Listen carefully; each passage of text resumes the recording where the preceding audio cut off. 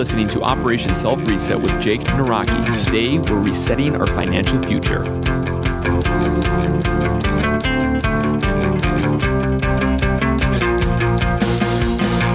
What is going on, Resetters? Welcome back to the podcast. This is the one and only place to change the person you are right now to that person that you strive, you want, you crave to be. Welcome back. Thanks for the emails. Thanks for the support.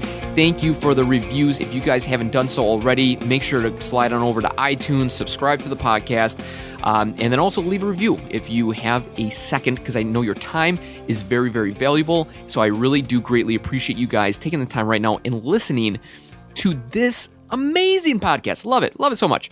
So today we're going to talk about something that could be awkward for you depending on how you handle the situation. So I'm going to lay out here a little scenario and we'll see what you guys think about it. So you go out to dinner with friends. There's 3 other couples. It's you and your boyfriend, you and your wife, whatever. And you guys are hanging out, having a good time, eating, drinking, laughing, crying, hugging, high-fiving, whatever. You guys are just having a blast, And say you and your significant other are eating normal size meals. Maybe you're not getting the steak dinner or the lobster, but you're eating traditional, pasta while others are drinking ungodly amounts of liquor, ordering all the appetizers, buying the biggest steak, buying the freshest lobster, the catch of the day, whatever, the market price of this or that. And the bill, in your head is like, geez, that's a lot of money for that steak, but whatever. So the bill comes. And who usually grabs the bill is the person that usually spends the most. So then that person grabs the bill, goes, okay, his mouth is still full because he has like this 90-ounce porterhouse steak in front of him that he's still trying to mow down.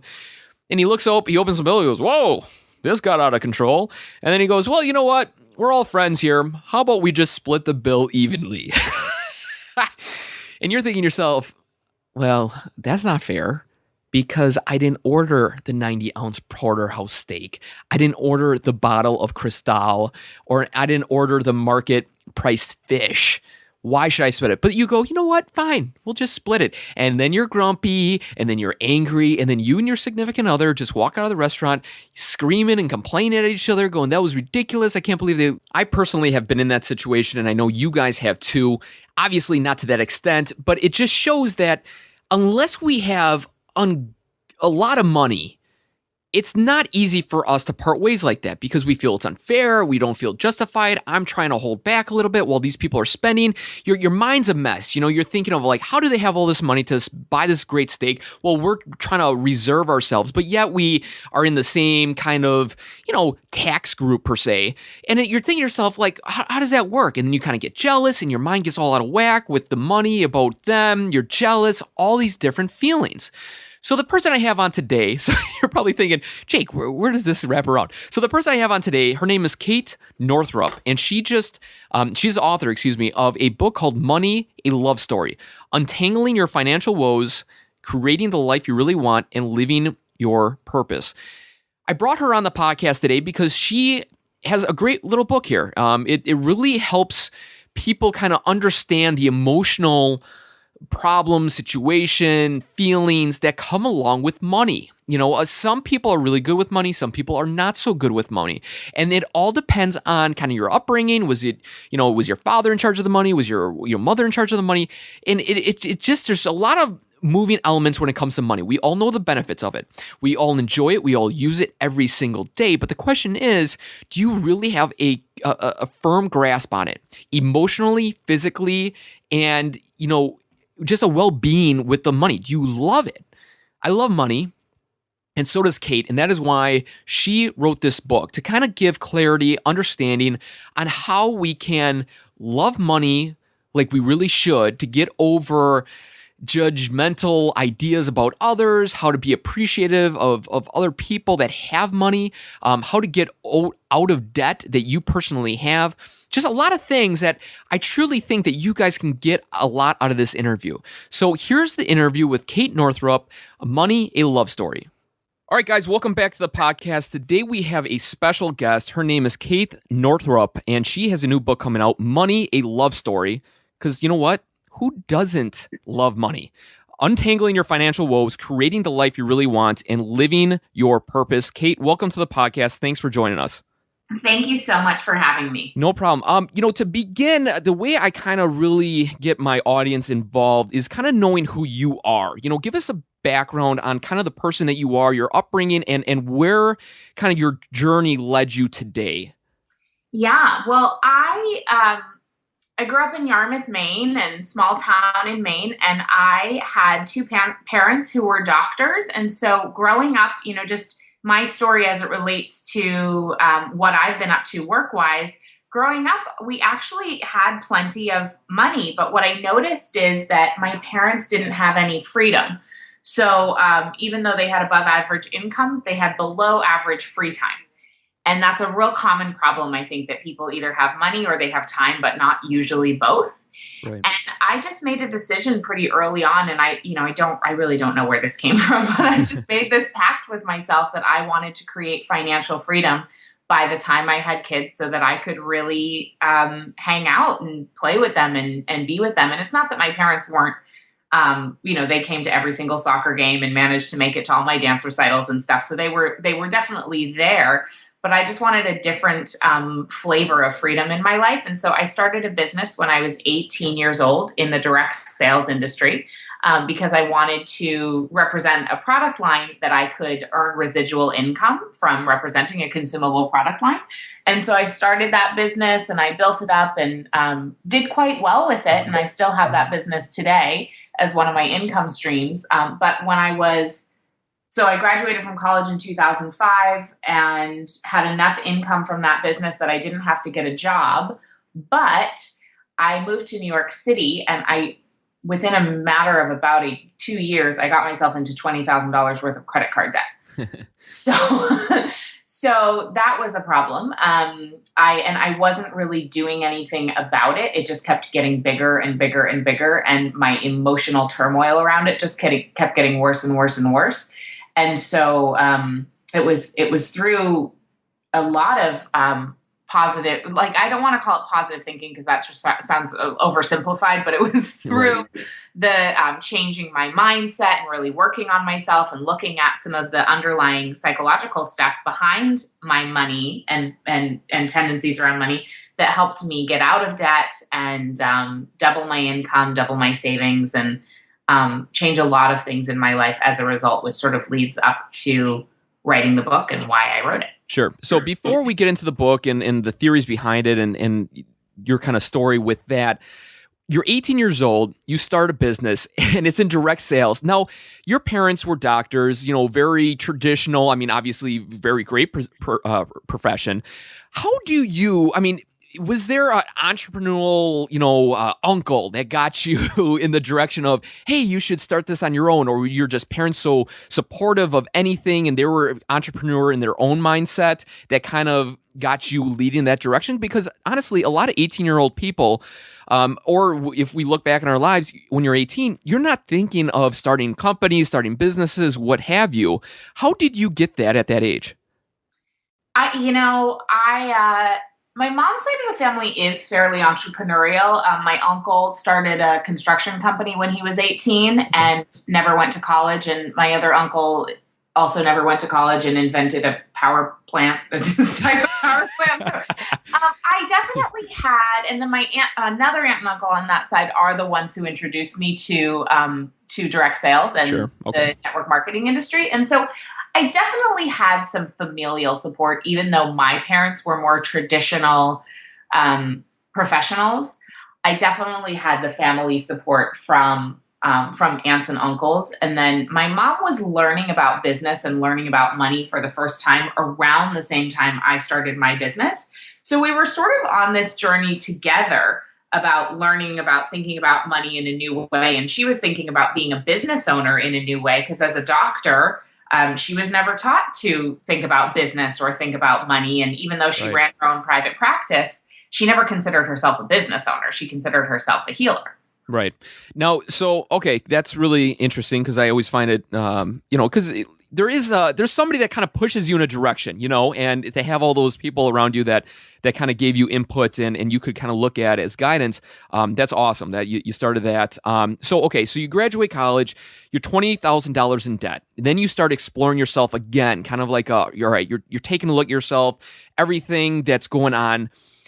What were the couple of things that you noticed that really drug you down into spending that amount and not being able to pay it off? What did you realize when you reflected and go, okay, this is the reasoning why? Was it because there was some emotional issues going on? You were just kind of free-spirited? You really didn't care anymore? What was going on? That's such a great question. I'm glad you asked it. It really was, I think, wanting to look a certain way and wanting to look like I had it together. I started a business at a young age, and I was used to being the one in the room that everybody was like, oh, wow, you're so young. It's so impressive that you did this. And I think I put pressure on myself to look more successful than I was because of my age and feeling insecure about that. Yeah. So partially it was that. So I would, in terms of just like buying clothes and going to dinners and signing up for seminars and trainings and things, I just bought things that I thought I should have at the level I thought I should be at, even though I actually wasn't there yet. Yeah. So it was an overinflation in that way. And then I think also just on a deeper level, there's that whole, I don't know if you've ever heard the Marianne Williamson quote about, it's not our darkness that we're afraid of. It's actually our light. Mm. And kind of like the whole fear of success aspect. Right. I think that for myself and for other people that I've met as well, overspending and keeping ourselves in financial turmoil is a way of keeping ourselves small because it takes up a lot of emotional bandwidth. And financial stress weighs us down. And so if we are afraid of kind of shining as brightly as we can or being as great as we can, financial turmoil is a great way to keep us small and keep us safe. And I know that that's what was happening with me as well. Right. One thing you hit on there was the fear of success. And it was actually a question I was going to ask later on, but because we're talking about it, that is something that a lot of people are struggling with. It might not be only success, but it's like fear of, taking a promotional exam. It's a fear of getting yourself out there. It's about the fear of going to those seminars and wanting to improve yourself or letting people know that you are trying to improve yourself. How do you control that fear, and how do you get over that fear to let yourself be successful, be great, to really just love life and continue on your own journey and path? Well, one of the ways to do it is, I know for me, fear of success came a lot from being afraid of what other people would think. Yeah. What other people would say. And that's huge. It's huge. And right. It's people in our family, it's friends, it's people on social media, it's, wherever it comes from. And the truth is, if you are going big in life, there are going to be critics who have something to say about it. It just is. And so what I did is, one of the practical things that I did and that you can do too is just choosing to surround yourself with other people who are going big. Right. Because other people who are putting themselves out there and putting themselves on the line will not judge you and will not try to tear you down. They'll celebrate it even when you fail. Yeah. They will still celebrate it with you. That's a big thing. Oh, for sure. And sorry to cut you off there, but it's so true because personally, I started this podcast, the blog and all the videos and stuff, and I work in a very traditional blue collar job where this podcasting internet kind of thing is that's not the way to go about it, And to be honest, I haven't really told a lot of my coworkers about this because it is an insecurity. You know what I mean? You never want to be put in that limelight. But a couple of years ago, I made an invention. That invention, I put it on my truck and I drove around with it. So then everybody knew that I was always kind of that entrepreneurial guy. So I at least have that in my back pocket. But yet this is still very personal and close to me that it is tough for me to explore and say this to others. But you're right about hanging out with people that are like-minded with you to get yourself in that atmosphere and realize, what, I want to become successful like the people I'm hanging out with or better or whatnot. So you hit it on the head. Nice job. Good job. Thank you. Thank you. And thanks for sharing that. I think that that's really, I grew up in a small town in Maine, and I still to this day, I'll just be 100% honest, feel nervous talking about what I do with some of the people I grew up with. Mm-hmm. And I think that that's okay. Right. Right. It's just it's okay. And I talk to them about other things, and I think it's still wonderful. It doesn't have to be like, oh, well, if people aren't on the same page or aren't on the same path, then you can't have them in your life. I think that we just have different people in our lives for different parts of ourselves and different parts of our life, and that's okay. That doesn't have to be bad. Yeah. Speaking of being 100% honest, I have a question for you that I wasn't going to ask, but because you're opening up here, you open the book of saying, I had a very, good lifestyle growing up. You had money, you know what I mean? And there's a lot of people that might open this book and go, oh, geez, what? I don't want to listen to this. I don't want to listen to Kate. She came from all this money, all this background and stuff. Was it tough for you to put that in there when you do explain your history? It's not like you came from nothing and you built yourself into something great. I mean, you had a good raising, and then obviously you made yourself better. But was that tough for you to get over and then kind of tell everybody about? Yeah. Yeah, good. I'm so glad you're asking this question. Way to keep it real. Yeah, thanks. Yeah, I mean, our culture loves the rags to riches story, and I was homeless, and then, I made $1 million, and that contrast, like, we love those stories, and those stories are awesome. I love them too. Sure. But it's not my story. And it's like, I think one of the most important things that I've learned is being honest and telling the truth, and that everybody has something that we can learn from. So, right. Would I have written a book about getting it together financially if I hadn't had any financial struggle? No. Right. Because I don't think that if we haven't struggled with something ourselves, I don't think that we're really as good teachers of it.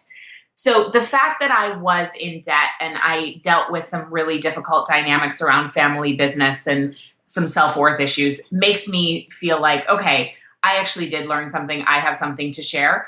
And if you want a story, a rags to riches story, mine isn't that story. Right.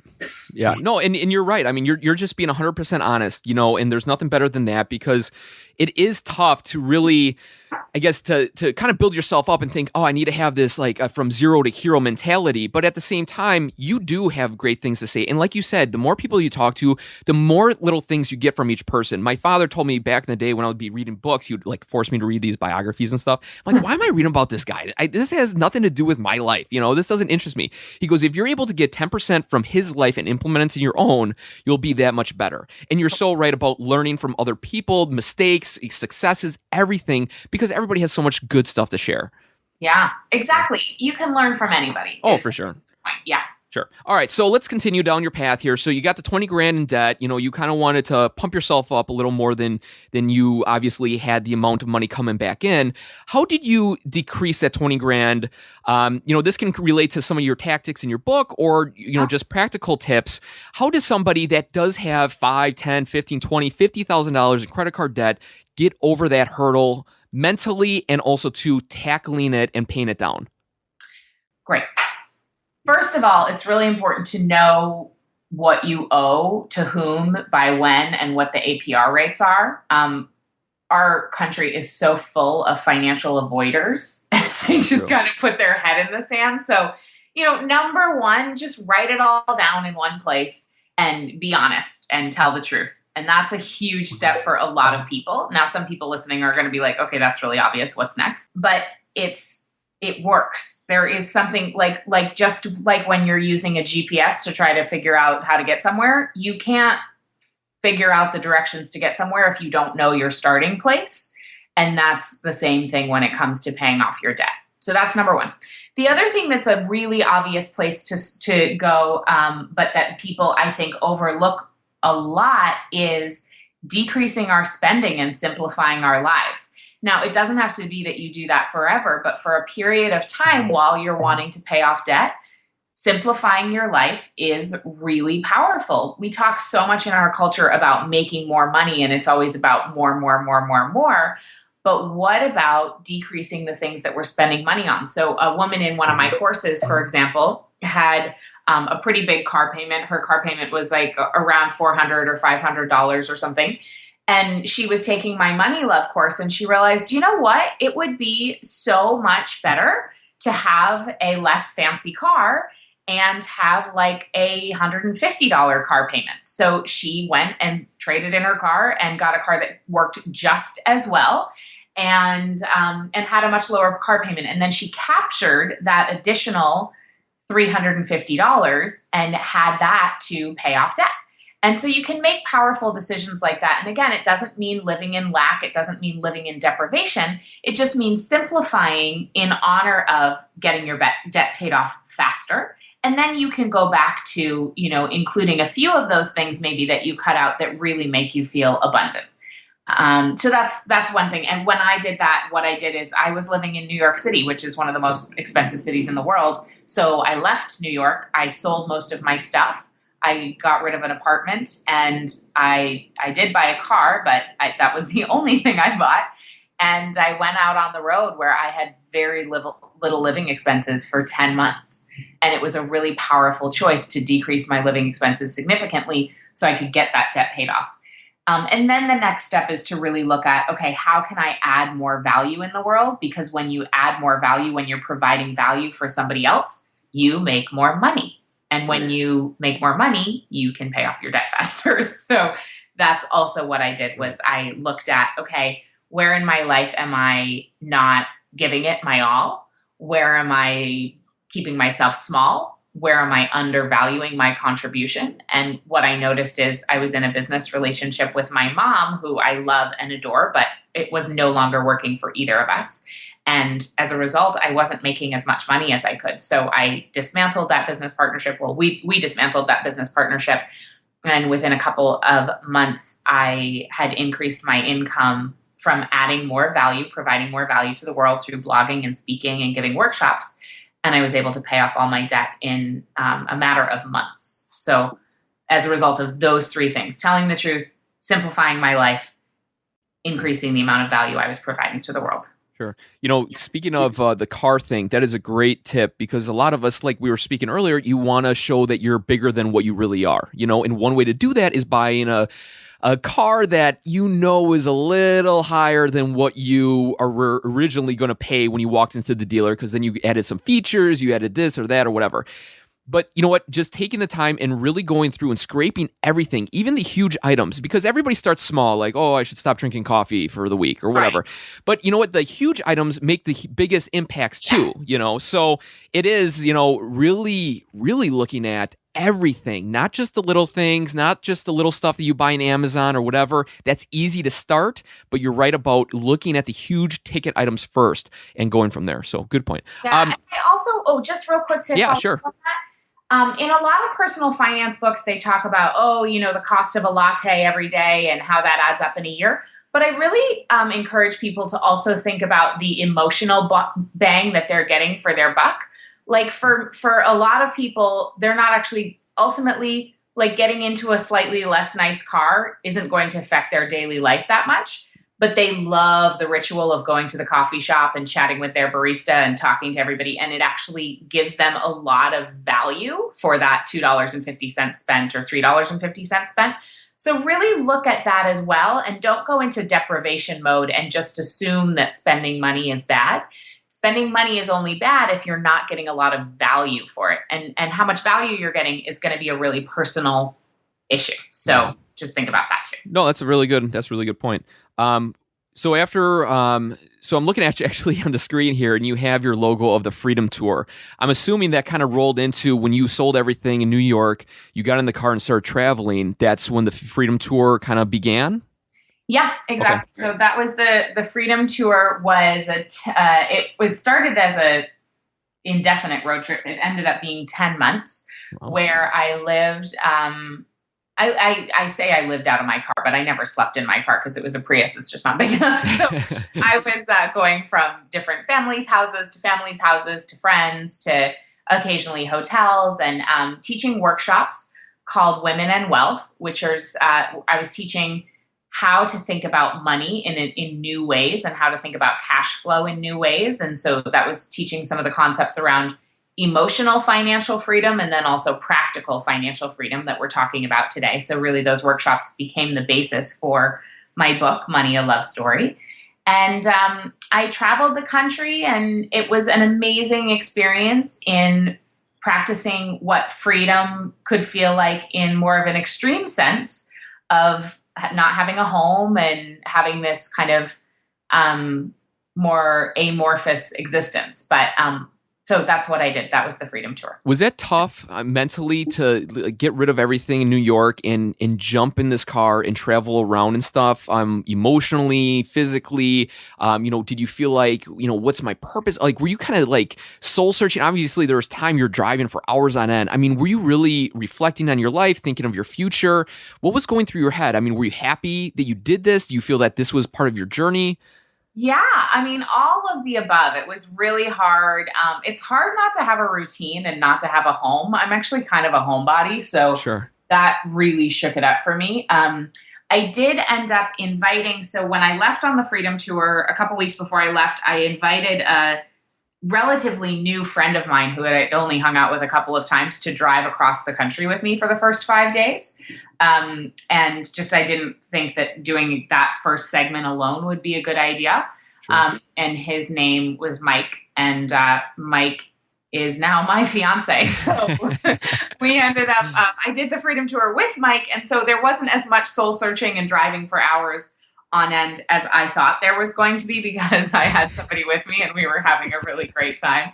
So it ended up being a very different trip than I had set out for. But what was interesting is I kind of had this romanticized notion of like, oh, I'm going to drive around and I'm going to be free and I'm going to contemplate my life and all of this stuff. And then when Mike came along, it really became not that at all. And it became about our relationship and sort of tackling some of those issues together. And so there was part of me that I felt like, oh, I did it wrong. Oh, I'm a fraud because I didn't do it the way I had intended, as though there's a right way to do the Freedom Tour. Like, the whole thing was kind of insane, but it ended up being perfect. And it was a great way to fall in love and really get to know somebody well. So hopefully it'll be a good foundation for an awesome marriage. Right. They say the best way to figure out if somebody's a good fit for you, be in a car with them and travel road trip style, and you will get to know everything about that person. So I'm betting you guys had quite the time getting to know one another, especially if you only hung out a couple times. So that's cool.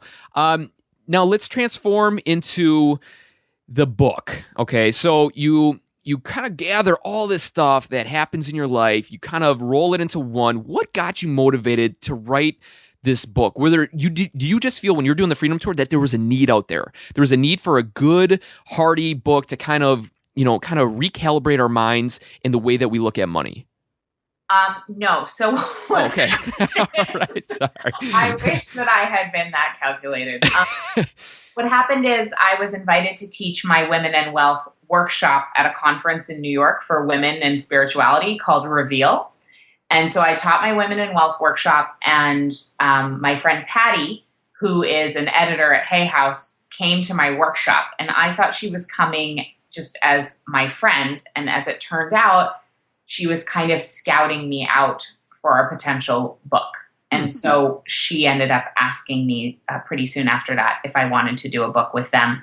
And the whole process totally freaked me out. And it took me over a year from that time to really start writing the book. So I worked through a lot of kind of, again, just the next layer of that fear of success stuff. Right. And kind of like the imposter complex of who am I to write this book? And, all of that stuff came up. So I've really learned a lot about just like the power of the internet, like you being able to have this podcast and do what you do. We all can have a platform and we all have somebody to teach. And so it's really a matter of just deciding that you're going to start. And so that's how the book came about. And then as I was writing it, and certainly now that it's written and getting out there, I'm like, oh gosh, I'm so glad I wrote this, because there is this huge need and people's response has been amazing. That, this is the first financial book I've ever read that I can actually relate to is a piece of feedback I've gotten many times, things like that. So I'm glad that on some level I was tuned into that to write the book. Yeah. Well, like you said, people can relate to because A, you're honest, B, you're talking about your passion, not your passion, but passion through your words, and you have a good story and you have a good journey that people can associate with, and one thing, talking about, like, oh, I wasn't expecting to write a book and, this woman contacted me.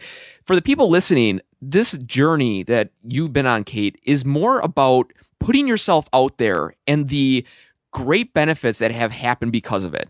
You sold everything in New York, you go in a car, you meet your husband. You go out there, you put yourself out there, you start speaking, people start contacting you because they want to, get you to do other, things related to business. So it just shows that if you really step out of your boundaries, your comfort zone, and put yourself out there are successes to be had. It's just the internal fear that you need to get over to take that first step, like you said, to really get out there and kill it in life, So you're right on. So congrats to all your success and future success.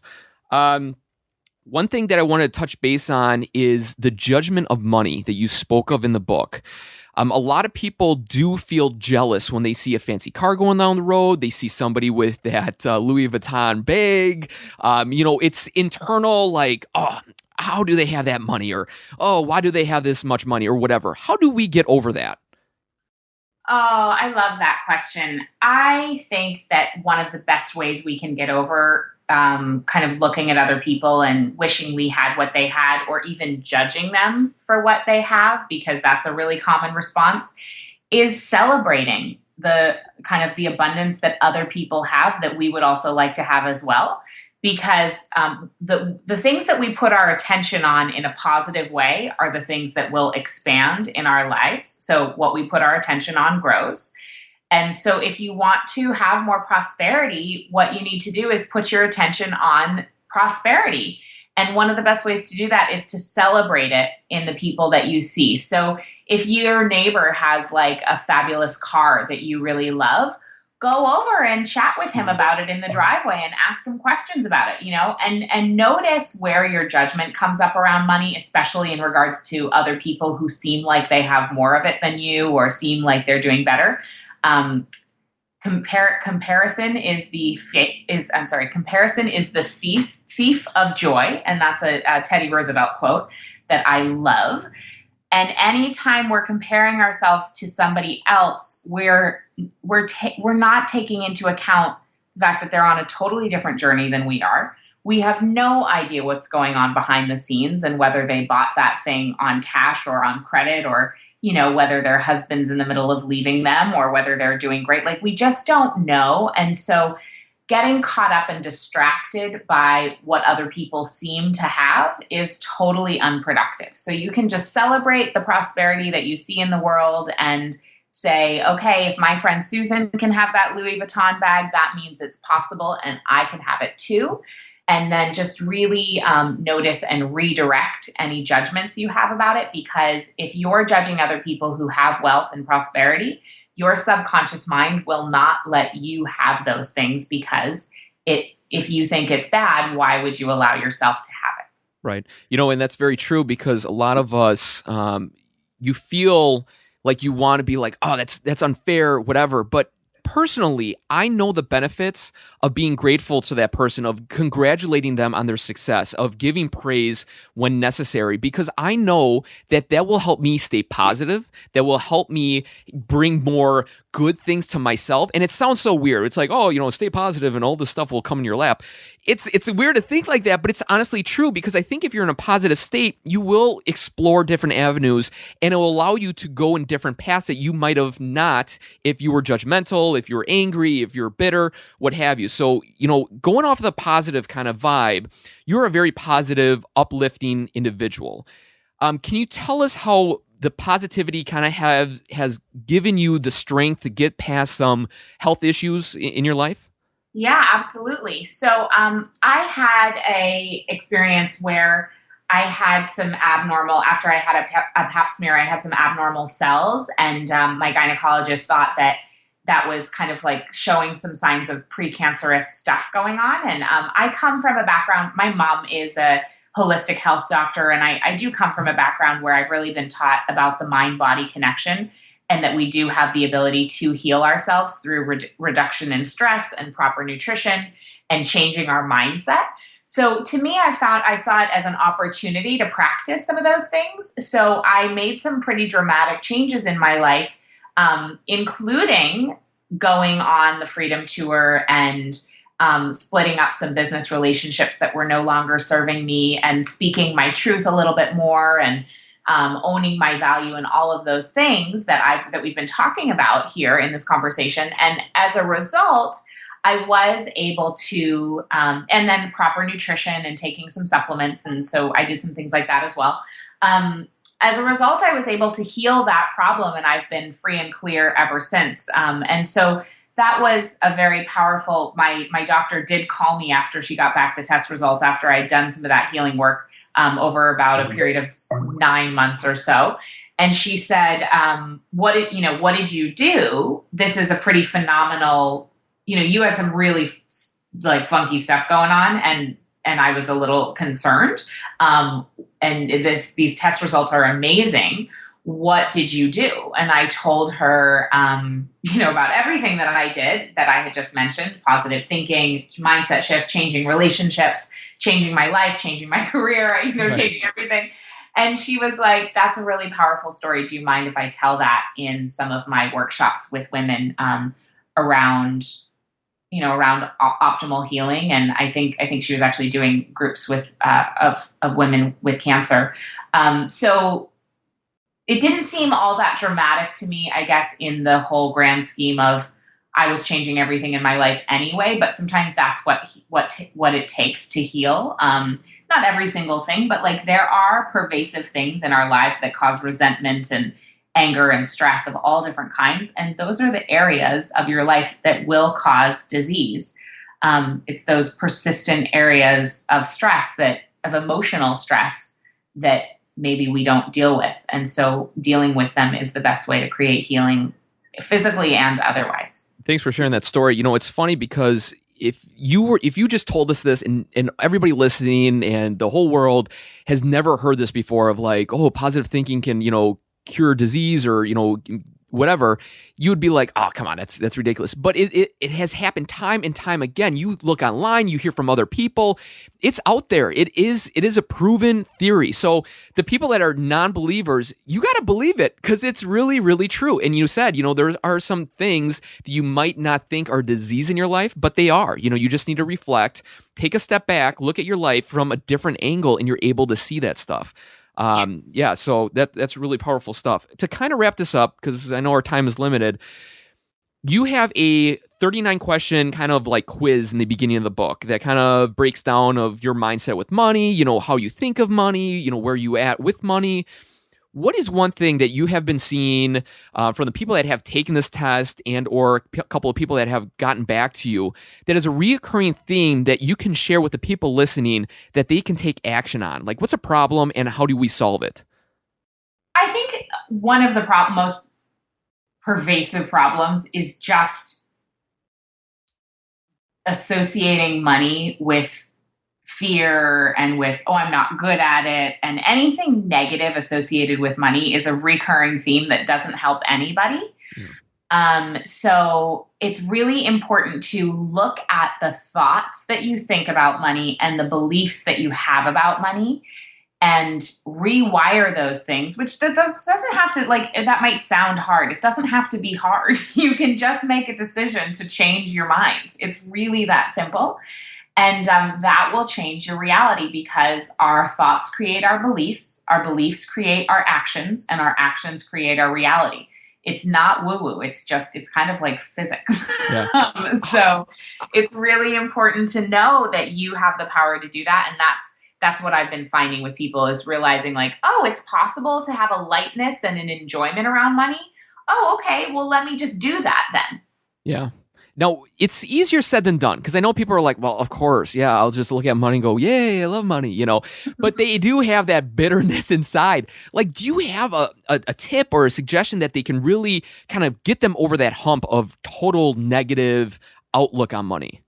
Yeah, well, one of the things that, this is super simple, you can do it today, is rename your bills invoices for blessings already received. Okay. And that immediately changes the whole energy around it. And you start to realize, like, oh, wait, when I'm paying my electric bill or when I'm paying the cable company, I'm paying for the fact that for the entire previous month, I got to flip on a light switch and have electricity in my house, and that I got to watch my episodes of Breaking Bad or Downton Abbey or whatever you love to watch. And that I'm now just paying for that privilege now when I'm paying my invoices for blessings already received, as opposed to thinking like, oh, like the cable company wants my money again. It's like, no, it's really not like that. You receive something of value and now you just have to give the value back. So Right. you really get to know what money's about instead of making it about somebody's trying to do it to you or like somebody's Right. being victim-y about it or something. No, that's right on. Getting, realizing the benefit of paying that bill. Yeah, that's a really good point. That's a really good point. I currently am.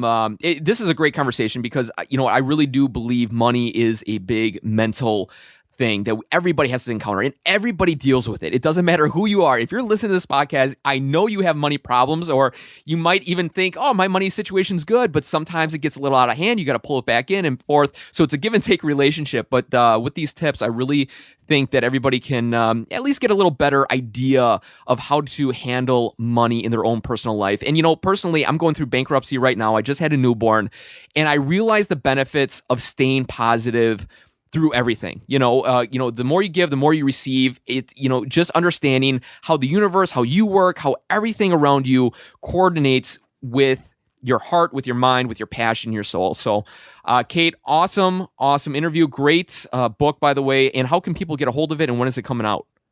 It comes out September 10th. And you can find all the details at moneyalovestory.com. And when you buy the book before September 24th, you'll get access to a 2-hour live online event I'm doing called A Course in Having Enough. And I'll have guest experts, Marianne Williamson, who wrote a great book called A Return to Love, as well as Barbara Stanny, who wrote Overcoming Under-Earning, and Amanda Steinberg, who founded dailyworth.com. So they're all joining me for that. And when you buy the book, you get that for free. Awesome. Kate, anything you want to leave the audience with? No, that's it. I just want everybody to know that they are enough, and that is the core belief that will change everything with your money. Perfect. Thanks, Kate, for your time. We'll talk soon. Thank you. So there you guys go. That is Kate Northrup, Money, a Love Story. Get it if you would like. And this brings up a good point. There have been some previous podcasts and probably going to be future ones too, where there's either going to be a book, a product, an idea, something that you might feel like I want you to buy. And to be honest, truly 100% honest here. All right. So open mic, literally. I don't really care if you buy the book or you don't, if you buy that product or you don't, or if you buy that CD set or you don't. It does not bother me one bit. So you can buy it if you like, you can not buy it. It doesn't matter. Never feel like I'm pressuring you to do anything that you do not want to do. I'm not a sales pitchy kind of guy. I'm not going to upsell you. Sometimes do I personally get excited over things? Yes. But I'm never going to say, you guys got to get this. I will maybe suggest that it personally helped me. But I'm going to try not to be pushy in any way, and don't feel that, wow, he's really excited on this, I must get it. No, by no means. It's your money. Just like we spoke of, you got to know where your money's going for good or bad things, and get a handle on it. So I personally read this book. I enjoyed it. It doesn't mean it's the right fit for you. Kate gave some great information on how to get over obstacles, mental blocks when it comes to money. A couple of tips that she gave for reducing her debt, kind of writing it down and, getting rid of big ticket items and reducing that, like the car, selling your car. And that might be extreme for you. And I said in there, we always look at the small things, but if you don't want to get rid of your car, you have to start at the small things, right? So it's either the big items or the small items, and the small items are usually the ones to go first. Personally, when I was going through my issues with credit card bills, because, a couple of years ago, a property, I had to fix it up. So luckily at the time, they had a lot of those credit cards that were like the 0% APR for 18 months or whatever. So I racked up about $18,000 to $18,000 in debt. And I remember I kept on just doing the minimum payment month after month after month. And I'm thinking to myself, it just hit me one day. I'm like, I got to get a handle on this. And I remember reading Incorporated, Inc. magazine, 500. It's like the 500 top companies. And in there, they had a financial section. And one of the financial companies was reducing credit card debt or consolidating credit card debt. So I called up that credit card company and they're like, oh, yeah, sure. We'll love to help you, of course. And they got all my information. They collected all the data and stuff like that. And they said that I would have to stop paying the credit card bills. So then they could step in and kind of be the mediator between the credit card companies and my own, myself, obviously, Jake. So I was talking, I'm like, oh man, that sounds risky, like not paying them for 90 days. Like, what happens if this company, closes down? Now I'm delinquent of 90 or 3 months of payments. Now these credit cards are really going to come down on me. So I was kind of like, I don't know about this. Well, luckily for me, and you know what? They all say good things happen for a reason, or, things happen for a reason. The company could not, for some odd reason, they couldn't issue me their product or help me with their services because I lived in Wisconsin and it was a California company. It was something weird like that. So whatever. So either way, I was like, well, if this company can't help me, I have to do it on my own. So these are the things that I personally did to get over my increased debt that was hanging over my head for, probably about a year plus. So what I did first was I called all the credit card companies and I wrote down the current balance with the APR. From there, I made a list, a little spreadsheet. Okay. Then I took the top credit cards with the biggest APR and I thought, okay, I'm going to start paying that down. Well, I heard through somebody that if you call the credit card company and ask to reduce, you can ask them to reduce your APR. And there's no real science behind it. You can buy products online that say, oh, go here, go there. Here, I'll sell you this $20 information booklet to get in contact with these credit card companies. So I was like, I'm not going to do that. So I decided to do it on my own. I called the credit card companies again and I said, hello, my name is so-and-so. I have a lot of debt and I'm trying to reduce my debt. And it would be really helpful if Capital One could help me reduce my APR so I'm able to pay off my credit card a little quicker. Is there any options for me out there that would apply to my score or my situation? And they would go, oh, Mr. Naraki, we'd of course love to help you. Hold on, please. And, it's the runaround game a little bit. And they put you in contact with the manager and you're saying the same speech over and over again. But I was able to reduce my credit card interest rates, not by a lot, maybe 5 points, 8 points. But when you're paying 20% APR and you reduce it by 8 points, that's 12% compared to 20%, which is huge. You multiply that by maybe 5, 6, 8 cards that you have, it can really be beneficial. So after I did that, I scaled them down somewhat. And either way, I still had to pay down the X amount of dollars accordingly or associated with that credit card. So I wrote out, again, a little spreadsheet and I pasted it on my steering wheel. Yes, my steering wheel. I personally believe that your steering wheel is something that you look at almost as much as probably your cell phone. And for me, the steering wheel was a key spot just because it was always there in front of me when I would want to get something, say as a coffee, ice cream, splurge on something. It was sitting there in front of me, literally. It wasn't in my phone, tucked away in my pocket, or it wasn't at home on the little clipboard, whatever.